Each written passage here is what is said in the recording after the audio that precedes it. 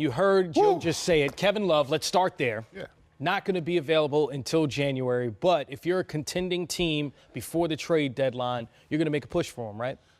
You're going to have to take some look at that long and hard, no doubt about it. You have certainty because they just signed him to the extension, so you know what his number's going to be. And for the most part, you know what it's going to take. At least one first rounder, possibly two. But if you're a contender, those are going to be late first round picks. So there's not going to be as much value from your standpoint. You might be willing to take that risk. Then it comes down to a matter of who would be most interested. And that's still to be determined also, right? Because we don't know. With the way the season started, it's been kind of helter-skelter. Teams that we thought would be better haven't performed yet. So we'll have to kind of wait and see over the next couple of months how this thing all plays out. But bigger picture for Cleveland, man, they got some serious concerns moving forward with that roster and trying to do a rebuild on the fly. And you also heard Joe say if J.R. Smith was someone that teams were interested in, he would have been moved already. Or Kyle Korver's a guy, when you look at a roster, like he's a shooter that's always needed around the league. Candace, when you look at the guys here, I see them as being guys that can contribute. Well, these are guys that can contribute, surely, but you're kind of in a bind because, like was said earlier, I mean, Hill, if you trade him, you have one rostered point guard in Colin Sexton, a rookie. Not high trade value for J.R. Smith, otherwise he wouldn't be there.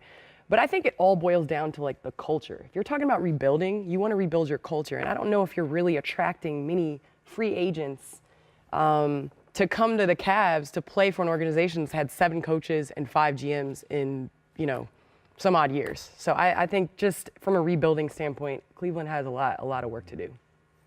Yeah, it's certainly a situation in which the Cavaliers 0-6 to start this season. I know Joe said they're not in absolute tank mode, but again, it sure looks like it. Well, first of all, they were in tank mode before the season started. Let's not kid ourselves. Because even the guys you talk about, Channing Frye at this stage of his career is not going to help anybody, and that's with all due respect. Channing's had a terrific career, but when you're 37, it's much harder. Kyle Korver even at this stage of his career, and they owe him next year. Not as valuable of a commodity today as one might think, because you're not going to get a first rounder for Kyle Korver. You might get a second rounder, and you don't want to take back salary. You're looking to get assets, right? So, Kevin Love really is the only one. Even in George Hill's case, I think he's got one more year, or I think this is his last year. So that might be a scenario where you could see a team maybe wanting to go after him because he can play both guard positions. He's got a lot of playoff experience.